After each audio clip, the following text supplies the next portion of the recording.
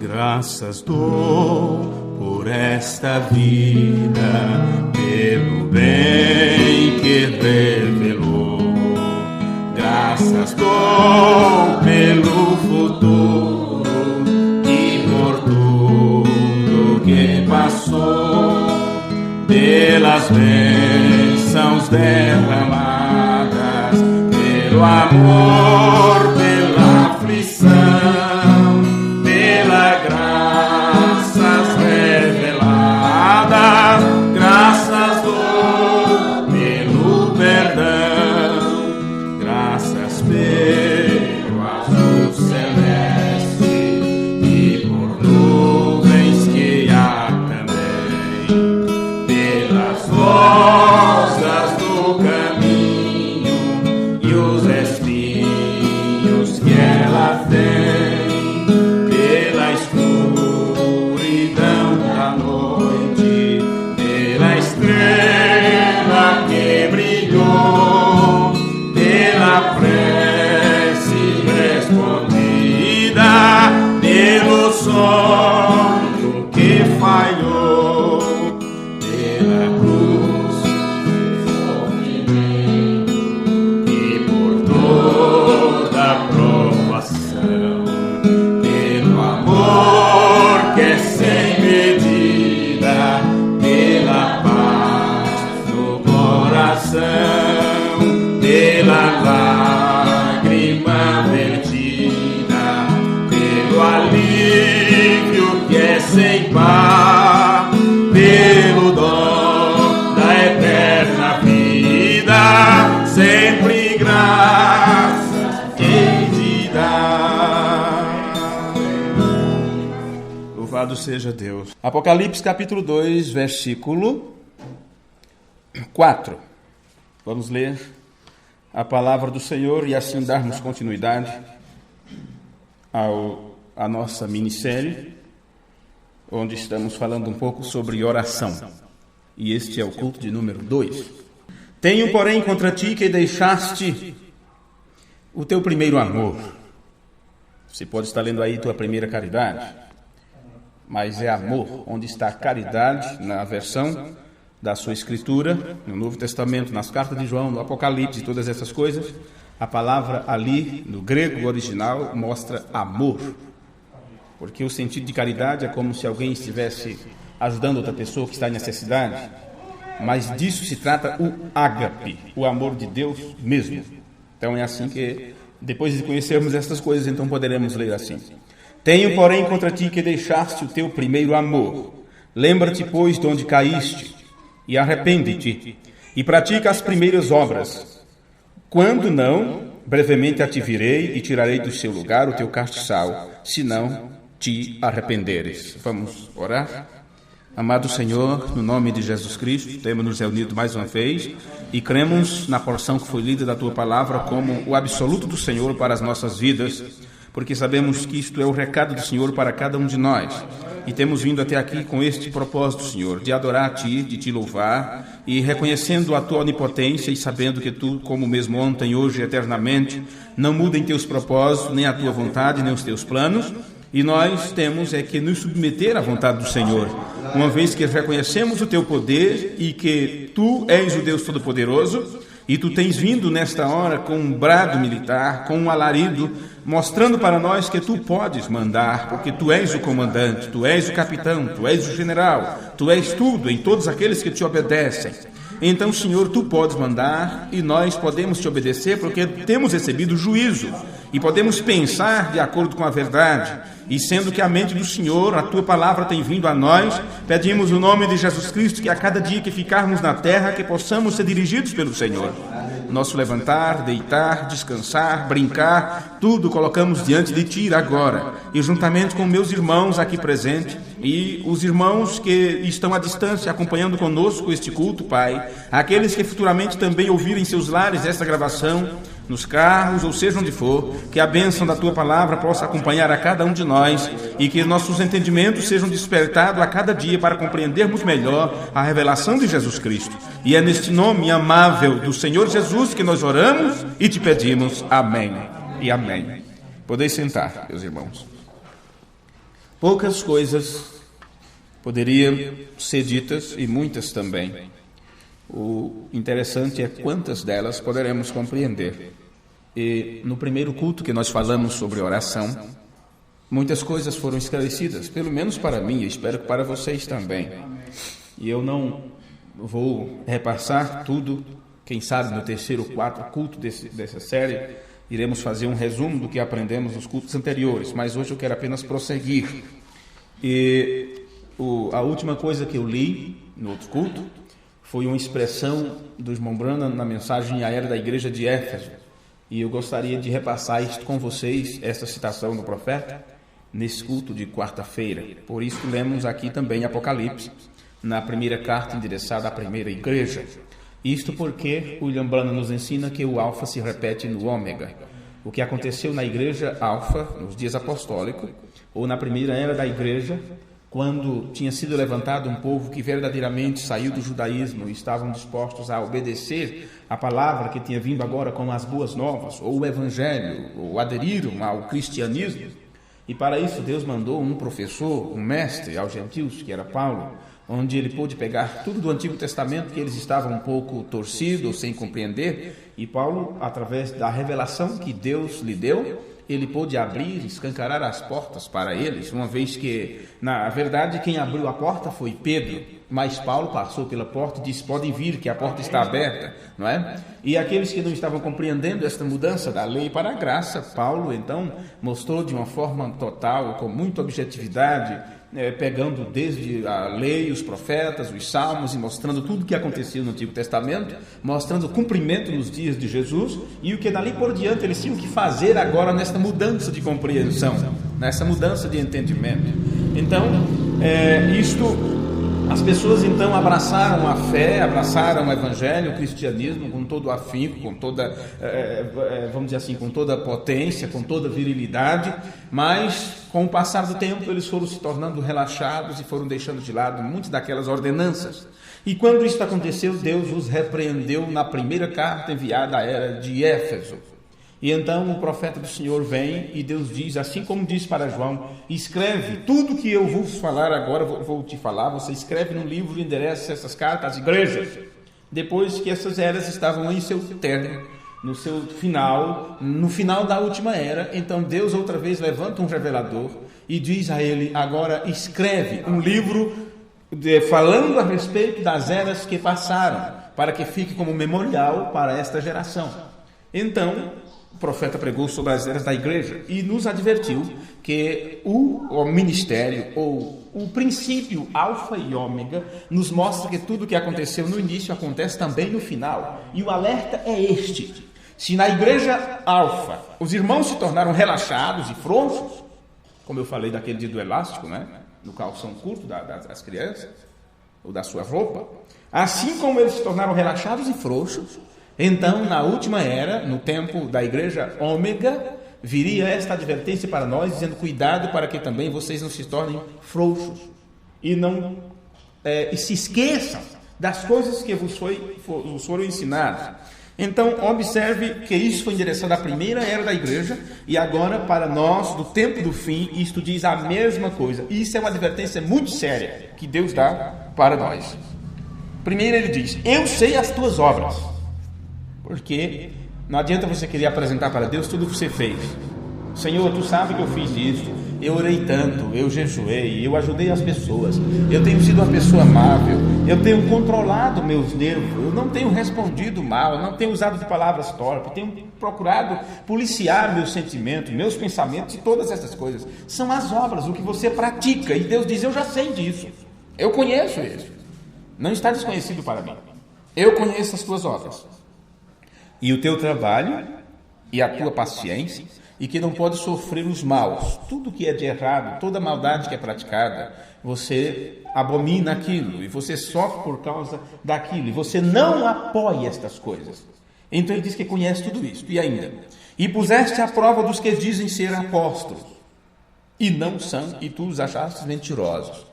Então, se tem um povo que hoje fez esta prova, este é o povo que tem recebido a revelação de Jesus Cristo. E sendo que essa revelação veio para ser provada, ou o tempo da prova de sua fé, isto já tem acontecido, isso já veio. E aqueles que têm esta fé provada, esta revelação provada, eles podem também provar aqueles que chegam lhes dando revelação, para que você possa saber se são apóstolos, enviados de Deus ou não. E é por isso que não é porque vem com as Escrituras que você vai aceitar, não é porque está citando a mensagem que você vai aceitar, porque aquilo pode estar torcido de ponta cabeça se você não tiver a sua revelação provada, vindicada por Deus. Você não saberá se aquilo está certo ou não, e achará que só porque está falando de Deus está tudo bem, vê? Mas, no entanto, para poder você pôr à prova, a sua revelação tem que ter sido provada primeiro. E já aprendemos isso nos sermões anteriores que temos falado sobre essas coisas, está registrado à disposição das pessoas. Então aqui está: sofreste, tem paciência, e trabalhaste pelo meu nome e não te cansaste. É um povo lutador, incansável, não mediram esforço. Mas assim como a roupa, ou seja o que for que agarra, enquanto pode, enquanto tem força, enquanto tem elasticidade, segura e ataca, mas com o tempo aquilo relaxa. A mesma coisa essas pessoas que começam com tanta destreza, com tanto amor, com tanta paciência, ela já não tem tanta paciência mais de ouvir, ela já não tem mais tanto cuidado com as coisas. E o que acontece? Aí ele diz, depois dele elogiar, Deus diz: tenho, porém, contra ti, tem algo aqui que eu não aprovo. É isso que Deus está dizendo. Tem algo aqui que está em vermelho, como as notas escolares, que às vezes as crianças escondem dos pais. Porque, puxa, você não trabalha, você tem um caderno, você tem lápis, tem borracha, tem tudo. No meu tempo eu não tinha nada disso e tirava melhor do que você. No meu tempo não tinha as professoras que tem hoje. Era uma professora só para ensinar matemática, português, geografia, história, uma pessoa só. Para uma sala 40, 50 alunos. Agora, cada professorzinho vai lá e tem a sua matéria. E aquela coisa. E mesmo assim os alunos não aprendem nada. O que está acontecendo? Vê? Naquele tempo eles não tinham. Eles tinham só o Antigo Testamento. E o Evangelho que estava sendo ensinado era oralmente. Não tinha sido escrito nada ainda. No entanto, eles tiraram em primeiro lugar. E agora nós temos tudo em mãos. Por que estamos em falta? E não adianta queremos esconder as notas diante de Deus. Porque ele diz: eu sei tuas obras. Eu sei até onde você foi bem, mas tem algo aqui que não está legal para você. Não foi o que eu exigi, não foi isso que eu pedi, não foi isso que eu perguntei. Tenho, porém, contra ti que deixaste o teu primeiro amor. Então, quando se deixa o primeiro amor, se relaxa. Porque no primeiro amor, você estava com aquela alegria. Você lembra quando você começou, o quanto você era uma pessoa de oração, dedicado, temente a Deus, todas essas coisas. Não era qualquer brincadeira que você participava, não era qualquer lugar que você ia, não era com qualquer tipo de colega que você se associava, porque você tinha cuidado para não se contaminar, porque tinha algo lá dentro dizendo: sai do meio deles, separa-te, seja uma pessoa separada. E isso não quer dizer que você vai fechar a cara para quem quer que seja, porque você tem que amar a Deus sobre todas as coisas e ao próximo a ti mesmo, mas você tem como interagir com cada uma das pessoas do mundo sem ser participante de suas más obras. Vê? Foi o que Jesus disse: não peço que eu os tire do mundo, mas que eu os livre do mal. E como você vai se livrar do mal? Você primeiro terá que vencer o mal, e você não poderá vencer o mal sem antes vencer a si mesmo. Vê? Porque mal nenhum poderá te atingir se você não primeiro vencer a si próprio. Se você uma vez venceu a si mesmo, o mal não te atinge, mas se você deixa seus sentidos, seus pensamentos fluírem como qualquer pessoa, então qualquer espírito te apanha, qualquer mau costume te apanha. Esta é a verdade. Eu não sei como fazer isso mais simples para as pessoas entenderem, mas aí está. Tenho, porém, contra ti que deixaste o teu primeiro amor. Então diz assim: lembra-te, pois, de onde caíste. Está falando de onde? Como se fosse de um lugar. Então eu só quero pensar que isto é uma posição que você tinha. É uma posição que a pessoa tinha, como um lugar, como um ambiente. E vamos chamar isso de uma atmosfera. Vê? Lembra-te, pois, de onde caíste, como eras antes, e a forma que estás agora. Então, se você reconhece que estava numa posição, digamos aqui em cima, e caiu para esta parte mais baixa, sendo que você precisa estar constantemente subindo, vê? Então, você reconheceu que desceu dessa posição. É isto aqui que está dizendo. Lembra-te, pois, de onde caíste e arrepende-te. Arrepende-te. Porque você não tem como voltar à posição anterior sem que você não reconheça que perdeu aquela posição. Enquanto você não reconhece, você vai seguindo e achando que está tudo bem, e você pensa que está subindo quando está caindo cada vez mais em um poço sem fundo. Pois bem, lembra-te, pois, de onde caíste e arrepende-te. Bem, mas se eu me arrepender, como é? Senhor, eu estava tão bem, mas agora não deu mais. A carne é fraca, você sabe. Isso não é arrependimento. Já pregamos aqui há alguns anos. Arrependimento é deixar de pecar. Porque não adianta você dizer que está arrependido e continuar fazendo a mesma coisa. Não houve arrependimento. Quando você se arrepende, você procura mudar de vida, mudar daquela atitude. Possa ser que você não se arrependeu de 10 atos abomináveis que você costuma praticar, mas quando você se arrepende de um deles, você só começa a praticar agora 9. Daqui a pouco isso não dá mais para mim, me livrei mais disso. Então só ficam 8, até que você zera tudo. Tem pessoas que recebem uma dádiva tão grande ou são tão corajosas e tão humildes, e estão tão dispostos a mudar de vida, que deixam as 10 coisas abomináveis de uma vez só. Outros é aos poucos, não sei o processo de cada um. Vê? Então diz, lembra-te, pois, de onde caíste e arrepende-te. Uma vez que se arrepende, você volta a praticar as primeiras obras. Estas primeiras obras eram aquelas obras de amor, onde você amava a Deus acima de qualquer coisa, sobre todas as coisas. Lembra-te, pois, de onde caíste, arrepende-te e pratica as primeiras obras. E se eu não fizer isso, o que acontece? Se você não fizer isso, então, muito breve, logo, não demorará, eu virei a ti e tirarei do seu lugar o teu castiçal. Então a luz sai, Deus retira a luz. É aquilo que foi dito, aquele que não tem, até o que tem lhe será tirado e dado a quem tem.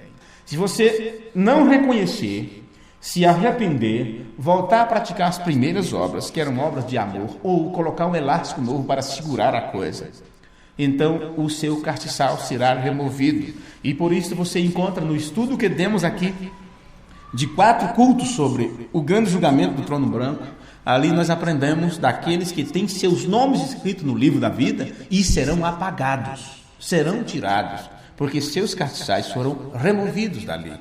Vê? Mas nós estamos falando sobre oração, não é? O assunto é sobre oração. Mas eu prometi que voltaria a esta mesma questão antes de prosseguirmos. E por isso eu vou repetir a citação do livro A Era da Igreja, o livro das Eras da Igreja, capítulo 3, que é a Era da Igreja de Éfeso, onde o profeta disse assim: o próprio nome Éfeso tem um forte e composto significado, que é relaxado, frouxo. Os altos desejos desta era que havia começado com a plenitude do Espírito, as profundezas de Deus, segundo a qual eles foram apontados para o alto chamado de Deus, começaram a dar o caminho para atitudes menos atentas. Um menos apaixonado seguimento de Jesus Cristo começou a se manifestar. Quer dizer, continuava apaixonado por Jesus Cristo, mas já não eram tanto quanto antes, né? Como um presságio que nas eras futuras o veículo físico, chamado igreja, se afogaria no terror da profundeza de Satanás. Ela havia se tornado relaxada e estava deslizando. O caminho para o céu, você pensa como uma subida. E o profeta disse que o caminho para subir é descer. E eu não consigo entender isto a não ser: humilhe-te. Humilhai-vos, pois, debaixo da potente mão de Deus, para que no tempo próprio ele te exalte. Então, se estamos nesse processo de arrebatamento, vê? Então, cada vez mais temos que estar humilhado diante de Deus. E quando nos humilhamos diante de Deus, não quer dizer que vamos ficar arrastando no pó e na cinza. Isso significa que deixamos de lado nossas atitudes, nosso querer, nossa vontade própria e nos submetamos à vontade dele. Este é o caminho para cima, é descer, é estar constantemente dizendo: Senhor, a tua vontade seja feita e não a minha. Não apenas dizendo, mas realmente praticando isso. Vê? Praticando isso. Aí sim, no momento próprio, ele te exaltará. E quando ele te exaltar, então você estará acima de tudo e de todos, como ele também está. Por isso ele te levará para o mesmo lugar, para o mesmo ambiente, para a mesma atmosfera onde ele está. Vê?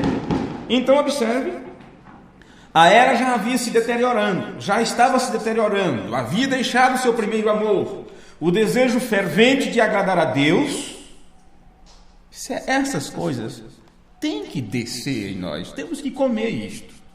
Veja, o que aconteceu com a primeira era e depois foi acontecendo nas eras seguintes? A era estava se deteriorando. Havia deixado o seu primeiro amor. Já não amava mais como antes. O amor a Deus sobre todas as coisas, parece que tem uma coisinha aqui que parece que, bem, eu amo a Deus, mas como é que eu vou fazer que eu gosto disso aqui? Então, uma vez que você dá a meia volta e faz aquilo, pratica aquilo, vai atrás daquilo, então significa que você está colocando algo diante de Deus. Você está adorando um ídolo. Está adorando um ídolo, está rendendo homenagem a algo que está tendo mais importância do que Deus. E quando ele diz, não terás outros deuses diante de mim, você vai entender muito isto, quando futuramente pregarmos sobre os 10 mandamentos do casal. Sobre os 10 mandamentos do casamento. Então você vai entender muito disso que estou falando agora. Sobre esse deixar o primeiro amor e por que o mandamento de Deus é esse: não terás outros deuses diante de mim. Você marque isso bem aí na sua cachola, porque amanhã você esquece, mas quando pregarmos sobre esse assunto você se lembrará disso. Você não, o Espírito Santo se lembrará disso. Então observe, a paixão por conhecer sua palavra, o clamor para alcançar o Espírito, o desejo fervente de agradar a Deus, tudo começa a sumir. Ao invés de aquela igreja estar em fogo com o fogo de Deus, ela foi ventilada e se tornou um pouco formal. Foi isto que aconteceu lá aos Efésios. Eles estavam ficando um pouco formais. O abandono a Deus desaparecendo e as pessoas não tomavam cuidado com o que Deus pensava deles. Quando começavam a tomar cuidado com o que o mundo pensava. Aquela segunda geração vindo era como Israel. Eles pediram a um rei para que fosse como as outras nações. Quando fizeram isto, rejeitaram a Deus. Ou fizeram de qualquer forma. Essa é a história da igreja. Quando ela pensa mais em estar de acordo com o mundo, ao invés de Deus, não demorará até que você a veja parando de fazer coisas que fazia. E começa a fazer coisas que nunca faria inicialmente. A ponto das pessoas dizerem assim, mas tu não é crente? Mas aquela mulher não era crente? Mas aquele homem não era crente? O que aconteceu? Ela deixou de fazer o que fazia e está fazendo coisas que era inconcebível, que ela jamais imaginava. Aquilo que você dizia, jamais eu faço isto, daqui a pouco está você fazendo. E entre o eu não faço e está fazendo, aconteceu um processo. Não vou entrar em detalhes, não entremos em detalhes sobre isso, mas você pode muito bem imaginar sobre si próprio. Aqui, tal pessoa dizia, jamais faço isto. Porque eu vi fulano fazendo, sei o que sofreu e tal. Deus me livre, jamais farei tal coisa. E aqui na frente essa pessoa está fazendo. E aquilo que aqui era um ato abominável e condenável, nesta parte aqui, quando houve que aconteceu algo parecido com alguém, já não tem mais aquelas palavras condenatórias dizendo que horrível, que coisa errada. Porque está naquela situação e acha que não está tão ruim assim. Se sentisse uma tristeza profunda, se fosse uma coisa terrível que lhe acontecesse em sua alma, então poderia pedir misericórdia, arrancar cabelos e botar terra na cabeça, como fazia o povo do Antigo Testamento. Mas por que prossegue? Por que prossegue? Porque nesse período de tempo, às vezes você diz assim, escuta, mas tal pessoa, mas tal irmão, mas tal irmã, como pode? O que aconteceu? Houve um processo entre isto é horrível. Houve um processo entre isto aqui. O que aconteceu? Afrouxou, relaxou, se tornou deslizante, cada vez para baixo. Então, quando chega nesse estágio aqui, já não tem nada que segure, já não tem nada que agarre. Esse processo pode durar dias, meses, anos. Mas se você procurar entender essas coisas, você verá que este é o estágio da igreja. E quando você vê isso acontecendo individualmente com alguma pessoa, saiba que a igreja está nesta situação. Caso contrário, Deus não diria, eu tenho isto contra você. Foi assim que aconteceu no Alfa, e é assim que está acontecendo no Ômega. E Deus advertiu eles lá. Vê? Já estavam registrados. E no final, Deus disse, escreve outra vez um livro sobre as eras, para que os crentes do tempo do fim recebam essa advertência. E não só olhe a Bíblia para os dias passados, porque todo o Novo Testamento fala desta hora. Vê? Quando ela pensa mais em estar de acordo com o mundo ao invés de Deus, não demora até que você a veja parando de fazer coisas que fazia e começa a fazer coisas que nunca faria inicialmente. Eles mudam sua maneira de vestir, mudam sua atitude, mudam seu comportamento. Isso abrange tudo, viu? Homens, mulheres, jovens, crianças, seja o que for. A igreja como um todo. O que acontece? A preocupação é: o que o mundo pensa de mim? O que meus amigos pensam de mim? O que minhas colegas pensam de mim? Todas já foram. Só eu que me guardo. E elas riem de você. Todos já fizeram isso. Só eu não. Eles vão para os bailes, eles se divertem, eles namoram, isso e aquilo, e eu não. Então você fica como um patinho feio, uma patinha choca, né? Onde todos riem, todos falam, é motivo de chacota, e daí a pouco você começa a querer ser igual a eles. Por quê? Porque aquele mesmo espírito que fez isto está tentando te apanhar, que os levou a fazer isso, está tentando te apanhar. E quanto mais ele tenta, e você resiste, e ele tentará mais um pouco, e daí a pouco você começa a afrouxar, e começa a pensar, eu volto depois, eu saio depois eu volto, uma vezinha só não tem problema, ninguém vai ficar sabendo, Deus perdoa mesmo, eu sou para dar esse estado, não tem nada, entendeu? Daqui a pouco, nada mais te segura, você já não se importa com o que Deus pensa de você. Você sabe que está tudo certo, que a palavra está certa. Aqui, o irmão Bruno fala o quê? Como é que ele fala, meu Deus do céu? Aqui, ó. Eles mudam sua maneira de vestir. Então, o que a Bíblia fala sobre o vestimenta, a vestimenta, que é errado isso, que é errado aquilo, que é abominação aquilo, você já não vê mais como uma abominação para você. Se alguém perguntar, você repete o que está na Bíblia. É errado. Mas no outro dia está você lá vestindo roupas de homem, vestindo short, vestindo bermuda, fazendo aquilo, andando nu pelas ruas. Tanto os homens como as mulheres. Que eu não sei se determinadas roupas é roupa de homem, né? E assim sucessivamente. Mas isto, para essas pessoas, parece que não há condenação. E por que não há condenação? Porque aquele apego que se tinha ao espírito já não tem mais, aquilo se torna deslizante. Então Deus não fala mais com essas pessoas. E Deus não fala, não é porque ele botou um ri-ri, um zip, um flatcat. Não. Até o bebezinho riu, né? Porque ele não entende esses palavrões aqui. Quem sabe o que é um ri-ri? Quem sabe o que é um fresqué? Meu Deus, eu sou do tempo antigo mesmo, né? Vê? Não, Deus deixa de falar, não é porque ele fechou sua boca. Deus continuará falando. Deus não para de falar. O caso é que a pessoa já não ouvirá mais a voz de Deus. Ela já não ouvirá mais a voz de Deus. Vê?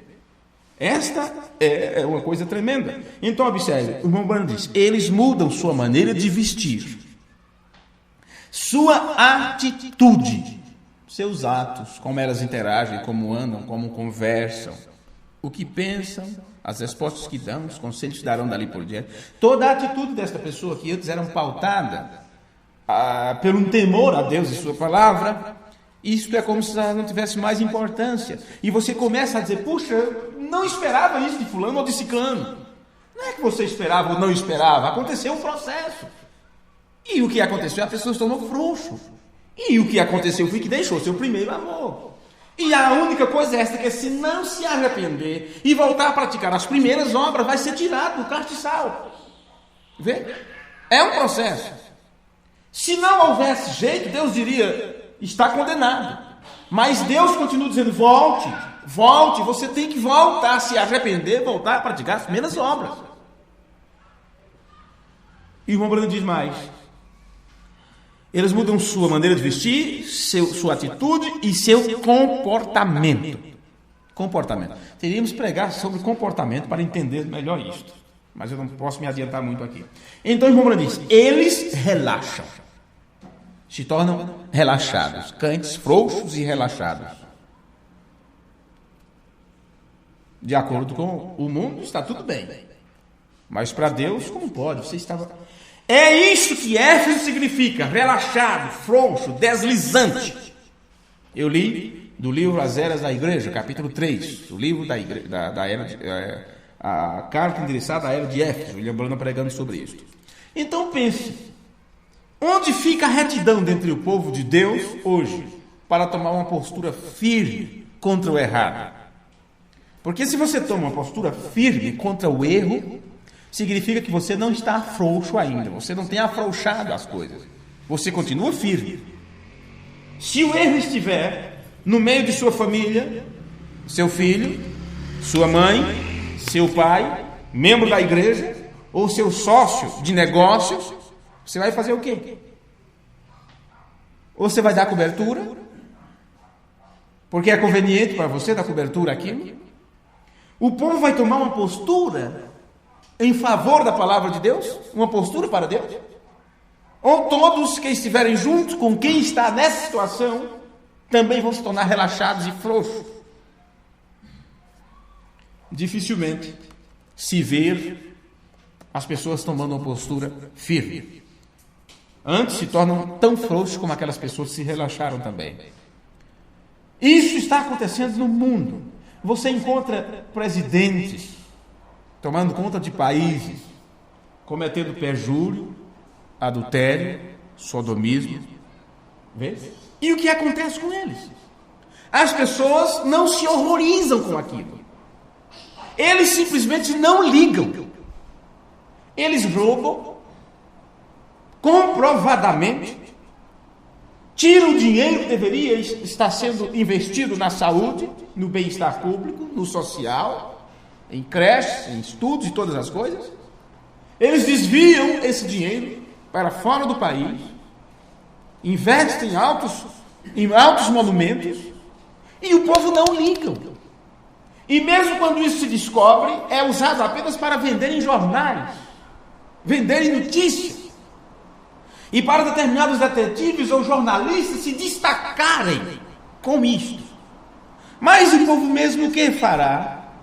E mesmo que de alguma forma consigam levar tais homens para trás das grades, quanto tempo ele ficará lá? Ele tem toda uma contra-lei que lhe dá sustentação e diz que não pode porque é réu não sei o quê, porque pessoas que têm diploma e tudo mais, então não pode ficar naquele lugar. Então a prisão deles se torna como se estivesse no paraíso, bem melhor do que em suas casas. E rapidamente sairão dali. E na próxima eleição estarão lá com um sorriso. E o povo dirá o quê? Rouba, mas faz, porque são tão ladrões quanto eles. Então você tem presidentes, membros do Senado, que cometem suborno, compram. Eles deveriam estar servindo um tempo atrás das grades, e não no serviço público. E quando eles são contestados, eles replicam e dizem que não há autoridade do governo para isso. Vê? Então nenhum dos três poderes, por mais que eles se apresentem como absolutos e autônomos, mas os três estão interligados, porque são constituídos por pessoas. Vê? Homens e mulheres, por isso Davi disse, põe-nos em medo, Senhor, para que saibam as nações que somos constituídos por meros homens. Então qual dos três? O legislativo, o executivo, o judiciário, qual dos três pode gerenciar o outro para ver estas coisas? Nenhum deles. Porque os errados, agiotas e ladrões, ou seja, o que for, estão neste meio, entre os três poderes. O que faremos sobre isso? Eles sabem melhor a posição onde eles estão. Vê? Não tem constituição que possa ajudar. As leis da terra não conseguem fazer nada. E quanto ao povo, seja qual for, americano, brasileiro, seja o que for, o povo continua votando neles, porque são ignorantes e de bom grado fazem isto como obrigação ou não, e apenas dizem, ele rouba, mas faz, ele roubou, mas fez aquele viaduto, ele fez isso, mas faz aquilo, e assim sucessivamente. Isso significa que o povo não quer tomar uma postura. O povo não quer tomar uma postura. A mesma coisa é quando se trata do cristianismo. Eles sabem melhor, mas os colocam mesmo assim lá. As pessoas sabem melhor, mas continuam fazendo a mesma coisa. Você aprendeu melhor do que faz. No entanto, continua fazendo errado. E isto significa iniquidade. William Branham disse que a iniquidade é saber fazer o correto e não faz. Você sabe que é certo, tentando fazer errado. Então eu pergunto para você: estou eu no tempo do fim? Está você vivendo no tempo do fim? Você realmente acredita nisso, que este é o tempo do fim? São estas as pessoas cujas orações serão ouvidas diante de Deus? Vê agora que eu vinha falar sobre oração. São estas as pessoas cujas orações serão ouvidas diante de Deus? Toda nessa situação que eu acabei de vos falar? Não, meus amigos. Deus não vai ouvir orações do pecador não arrependido. Pecadores não arrependidos, Deus não escutará suas orações. Agora, isso em relação ao mundo. E eu e você, como ficamos? Como nós ficamos? Como nós vamos ficar? Então eu tenho um recado para mim, para cada um de nós, para a igreja. Vamos tomar cuidado. Veja que eu falei de política, eu falei das pessoas aí fora, eu falei do mundo aí fora, e você sempre está interagindo com essas pessoas. Então tomemos cuidado, porque aqueles que insistem em viver contra Deus, sabem que necessitam dele. Eles sabem disso. E sabem também que Deus não os ouve. Porque se você disser que Deus os ouve, a Bíblia diz diferente. Se o meu povo, que se chama pelo meu nome, se humilhar, buscar minha face, se arrepender dos seus maus caminhos, então sim, eu ouvirei desde os céus, perdoarei seus pecados, e sararei sua terra. Então, como você pode dizer que o pecador não arrependido está sendo ouvido por Deus em todos os lugares? Eles dizem: recebi uma bênção, Deus me ajudou isso, Deus me ajudou naquilo. Eles não sabem que maldição será isso para eles. Eles não imaginam o preço que terão que pagar por estarem sendo beneficiados da mesma chuva que cai sobre bons e maus. Entendam isso. Tomemos cuidado, porque aqueles que insistem em viver contra Deus sabem que necessita dele e sabem que Deus não lhes ouve. Então o que acontece? Eles ficarão pedindo a você. Eles ficarão pedindo a você e dirão: ore por mim, eu preciso ser ajudado, eu preciso ser abençoado, eu preciso ser abençoada, eu estou em necessidade, meu filho isto, meu trabalho aquilo, minha dispensa aquilo outro, eu tenho um problema na justiça que tem que ser solucionado, minha filha isto. Eles sabem que Deus não lhes ouve, por isso eles não vão diretamente a Deus, eles pedirão a você. E você parece ter mais amor do que Deus no seu coração, e você começa a clamar a Deus para ajudá-los. E é assim que eles te enrolam.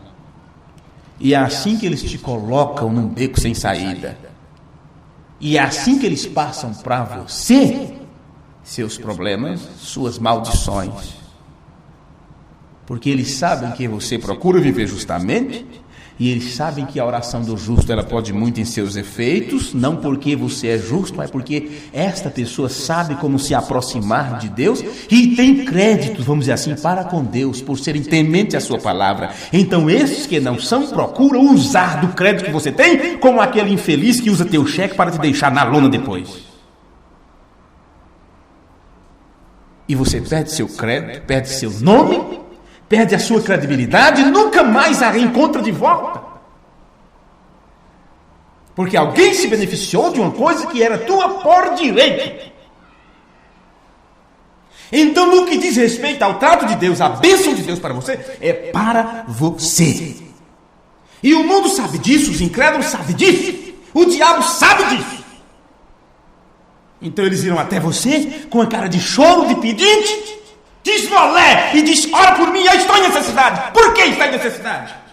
Nunca vi um justo passar fome, nem a sua descendência mendigar o pão. E por que está nessa situação? Tomemos cuidado Porque aqueles que insistem em viver contra Deus e sua palavra, eles sabem que necessitam de Deus e sabem que Deus não lhes ouve. Então ficarão pedindo a você. Eles ficarão pedindo sempre que você insista com Deus, porque eles querem serem beneficiados a qualquer custo. E o custo é usar você. E quando usam você, você estará em problemas contra Deus.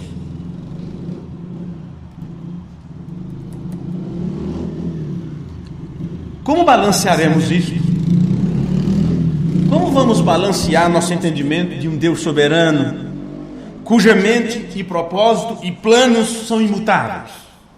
Como vamos? Com a nossa necessidade de oração. Se você sabe que o plano de Deus não muda, a mente de Deus não pode ser mudada, seus planos são imutáveis, ele diz, eu sou o Senhor e não mudo, e agora a sua necessidade de oração. Como você vai balancear isso para não entrar em conflito com esse Deus que é soberano? Ora, se nós não podemos mudar o propósito de Deus, a necessidade será... Então, para que precisamos orar? Se não podemos mudar o propósito de Deus? Qual é a necessidade de oração se sabemos que não podemos mudar a vontade de Deus? Se isso for uma pergunta estabelecida assim, olha, se eu não posso mudar o propósito de Deus, ou a mente de Deus, ou o plano de Deus, existe necessidade de continuar orando? A resposta é sim. Se você sabe qual o propósito da oração. Quando os apóstolos perguntaram a Jesus como orar, ele nunca lhes deu uma oração para recitar. Ore desta forma, ore assim. Ele não fez isso. Jesus simplesmente lhes disse que existem certos elementos que são necessários para que a oração tenha algum sucesso. Vê?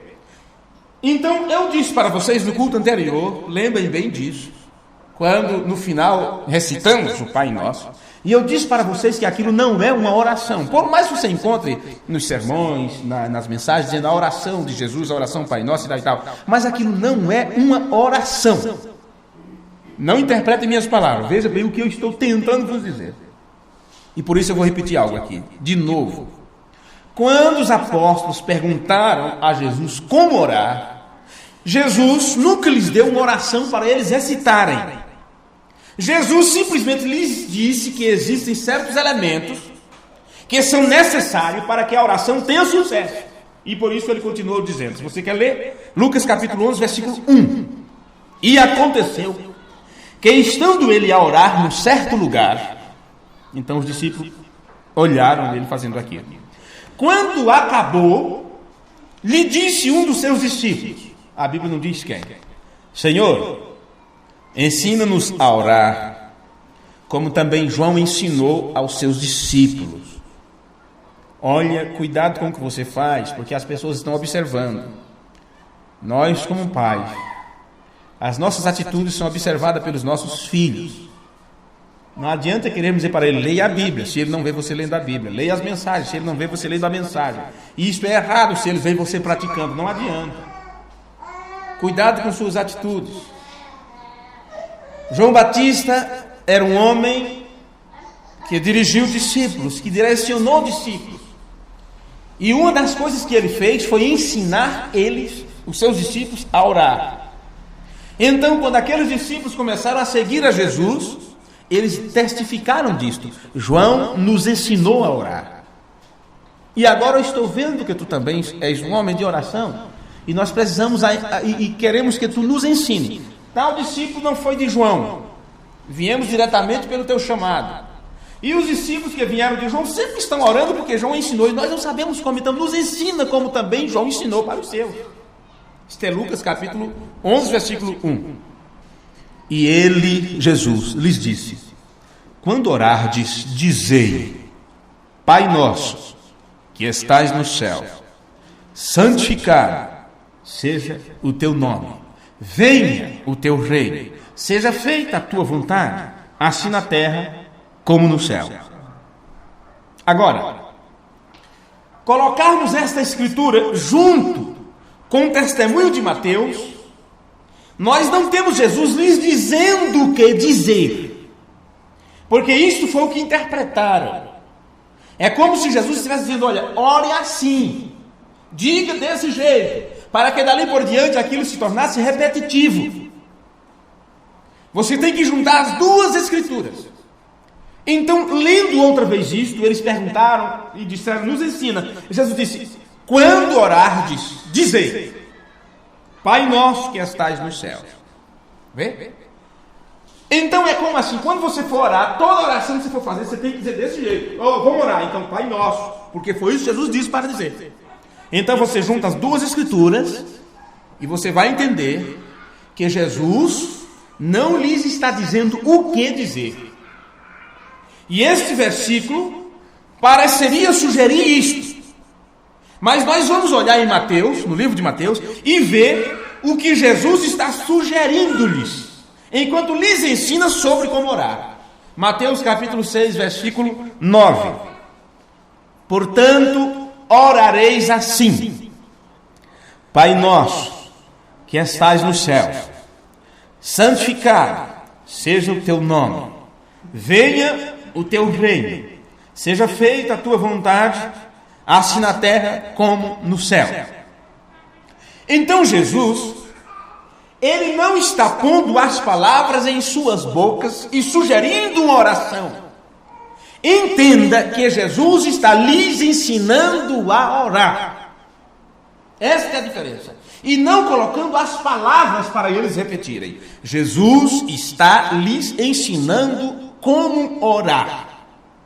Ele diz: segundo esta maneira. Agora eu quero explicar para vocês o que é que Jesus está ensinando a eles. Jesus está dizendo assim para os seus discípulos e para nós: segundo esta maneira, ou desta forma, ou desse jeito. Vê? Então notamos o jeito pelo qual ele aproxima as orações de Deus. Jesus está dizendo: vocês só terão sucesso em vossas orações se o modelo da vossa oração for assim. Primeiro, o que é que você faz? Você se aproxima do Pai Celestial, reconhece que as coisas têm que ser feitas segundo a vontade dele, e que mesmo você tenha uma necessidade básica em sua vida, e você vai pedir aquilo a Deus, não peça aquilo que, a menos que seja a vontade de Deus para você. Então você fica pensando, a oração é esta: Pai nosso que está no céu e tal, porque Jesus ensinou. Jesus está te dizendo o modelo, como você deve orar. Primeiro, você tem que reconhecer aquele a qual você endereça suas orações. Você tem que saber que Ele é o soberano Deus, o Criador do universo, e ainda por cima, seu Pai. Vê? Por isso que primeiro você tem que reconhecer a quem você está orando: ao Criador, ao Supremo do universo, e que você é filho dele. Observe: Pai nosso que está no céu. Então, está na parte mais alta. O céu é o meu trono. Você está reconhecendo a sua soberania, o seu senhorio, a Ele como rei e dominador. E este que reina sobre tudo e todos, que tem tudo sobre suas mãos, você o reconhece como Pai. Porque não é só o Pai que reconhece o Filho. O Filho também precisa reconhecer o Pai. Caso contrário, não há obediência. Vê?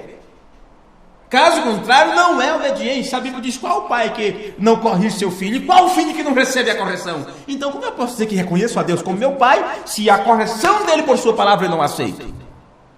Não é só o pai que deve reconhecer o filho. O teste do DNA diz que é meu filho. Mas que adianta? Mas eu não te tenho como pai, não te obedeço. Vê?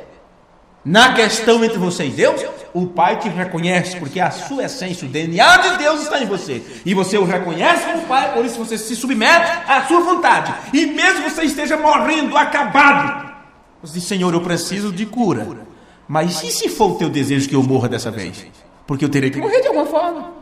De uma batida de automóvel, de um tiro, de não sei de quê, envenenado, alguma comida, algum tóxico, qualquer coisa, uma bala perdida que me acha, ou seja o que for, ou uma dor de cabeça da qual eu me envolvo, eu terei que morrer algum dia de alguma forma. E se Deus disse: olha, aquela pessoa de alguma forma vai ter que sair da terra, está com saúde, está com tudo, mas só precisa de uma desculpa. A morte só precisa de uma desculpa.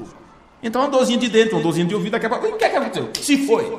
E você vai ficar com, oh meu Deus, vai como pode? Oh Senhor, mas como pode? É seu pai? Ele sabe melhor? Então diga, seja feita a tua vontade, assim na terra como no céu. Vê? Esse foi a forma, o modelo que Jesus nos ensinou como orar. Santificado seja o teu nome. Então observe, santificado seja o teu nome. A palavra santificado significa venerar, exaltar, merecedor de adoração. Ele é o santificado, ele é o santo. Então ele deve ser venerado, exaltado, merecedor de adoração. Você está dizendo a este Deus que o nome que ele revelou a você, o portador deste nome, merece respeito, adoração, veneração, e tudo isto você sabe que está prostrado diante do dono de tudo. Amém? Em primeiro lugar, Jesus nos diz que oração foi-nos apontada para que oremos a Deus primeiro. A oração não é só para você dizer assim, olha, o meu filho está nessa situação e eu preciso que o Senhor me ajude, Senhor. Tu sabe e tal, conhece todas as coisas. Meu Deus, olha, o negócio não está indo bem. Oração não é para isso. O primeiro passo da oração é você adorar a Deus. É honrar a Deus primeiro, antes de qualquer coisa. Você quer saber como orar? Não chegue nos pés do altar e comece, Senhor, graças a Deus cheguei aqui e eu preciso disso, preciso daquilo, lembra de irmão fulano, lembra de... Não, chegue primeiro com atitude de adoração. Diga, Senhor, eu te amo, eu sei que tu és o mesmo, eu sei que tu és Deus. A oração, primeiro você deve entrar em adoração a Deus. Este é o modelo que Jesus estabeleceu no Pai Nosso. Primeiro chegue-se diante dele e reconheça quem ele é. O adore como Deus, o adore como santificado. E dali por diante diga a tua vontade em primeiro lugar, porque aqui vai meu pedido, mas a tua vontade primeiro. Não é bonito saber dessas coisas? É aquilo que a gente fala, se eu soubesse disso antes, não é? Se eu soubesse disso antes. E dizem que antes tarde do que nunca. E eu não creio que seja tarde então para essas coisas. Então Deus requer que reconheçamos que Ele sozinho é Deus, Ele sozinho é nosso objeto de adoração e que não há outro como Ele. Este é o modelo que Jesus estabeleceu no Pai Nosso. Então, apresentando nossa oração a Deus da forma correta, faríamos bem em lembrarmos dos 10 mandamentos, e especialmente o primeiro mandamento. E assim nós vamos partir para concluir este culto nessa noite. Observe. Êxodo capítulo 20, versículo 2. Eu sou o Senhor teu Deus, que te tirei da terra do Egito, da casa da servidão. Não terás outros deuses diante de mim. Isto é o Pai Nosso. Pai Nosso que estás no céu. Santificado seja o teu nome. Venha a nós o teu reino. Êxodo capítulo 34, versículo 14. Porque não te inclinarás diante de outro Deus. Então, quando você vai orar, você tem que saber que está direcionando tudo ao Deus poderoso, a Jeová Elohim mesmo. E o nome dele que é santificado já está aqui em Deuteronômio 34, versículo 14. Porque não te inclinarás diante de outro Deus, pois o nome do Senhor é zeloso. É um Deus zeloso. Ele é ciumento. Ele não reparte a sua glória com ninguém. Por isso você tem que se aproximar dele sabendo que ele é o santificado. Aquele a quem se deve orar, prestar homenagem, honrar. Todas essas coisas. Deus requer que nós, como seus filhos, proclamemos seu domínio universal, em petição a Deus por chuva. Elias confessou o controle de Deus sobre os elementos da terra e de todo o universo. Então, orando a Deus para libertar um pecador da ira vindoura, nós atestamos isto nas Escrituras. No livro de João, no capítulo 2, versículo 9, nos diz que salvação é do Senhor. Vindo ao Senhor, nós deveríamos então declarar seu domínio. Quando você se aproximar diante do trono de Deus, primeiro declare o seu domínio e a sua soberania no céu, na terra e em tudo. Quer ver como é a adoração? Apocalipse capítulo 4, versículo 11. Digno és, Senhor, de receber glória e honra e poder, porque tu criaste todas as coisas e por tua vontade são e foram criadas. Amém. É assim que começa a sua oração, em adoração ao Deus Todo-Poderoso, reconhecendo que Ele é seu Pai, que você é seu filho, e se Ele é seu Pai, Ele está disposto, pronto a te corrigir sempre que achar necessário, e que se você é filho, então você terá que se submeter à correção de Deus, senão você estará se declarando um bastardo. Entenderam essa parte? Vamos nos colocar de pé então, e que o Senhor nos ajude e nos abençoe para a sua glória. É a nossa oração. Amém. Pai bendito, Deus eterno e soberano Senhor, te louvamos, Pai, por este momento que tem chegado, depois de ouvirmos estas simples palavras, que sabemos a profundidade que há nelas, porque está de acordo com as Escrituras. Então pedimos agora, Pai bendito, que Tu tenhas misericórdia de nós e aceita a nossa adoração que temos prestado a Ti nesta hora. Nos reunimos aqui, Senhor, porque sabemos que precisamos disso, precisamos dos Teus cuidados, precisamos da Tua orientação e recorremos a Ti porque não existe outra a quem recorrer, porque Tu és o Deus dos deuses, o Senhor dos senhores, o Deus poderoso, aquele que reina para sempre de eternidade a eternidade. E nós temos as nossas necessidades, Pai. Muitas delas, Tu conheces cada uma delas antes mesmo de abrirmos nossas bocas. Então pedimos que o Senhor olhe para a necessidade de cada um de nós e, se for da Tua vontade, cumpra o desejo supremo do Senhor sobre as nossas vidas. E claro, qual pai que não quer ver o seu filho bem? Jesus disse, qual pai que é o filho pedindo um pão, ele lhe dá um escorpião ou lhe dá uma pedra? Oh, se vós, sendo maus, sabeis dar boas coisas a vossos filhos, quanto mais o vosso Pai Celestial dará o Espírito Santo àqueles que o pedirem. Então nós pedimos agora, Senhor, a própria vida de Deus sobre nós, porque com certeza esta é a Tua perfeita vontade para cada um dos Teus filhos, é que a Tua essência, a Tua vida, a Tua orientação esteja sobre os Teus filhos, e só assim eles podem vencer o maligno enquanto estiverem nesta terra e marcharem de cabeça erguida em direção ao reino eterno. Ajuda-nos, nós pedimos o nome de Jesus Cristo. Amém. Amém. Que a beleza de Cristo se veja em mim, toda sua admirável pureza e amor. Vem tu, chama divina, todo meu ser refina, até que a beleza de Cristo se veja em mim. Deus os abençoe, meus irmãos. Muito obrigado e Deus os abençoe. Tenham todos o final de semana na sua presença.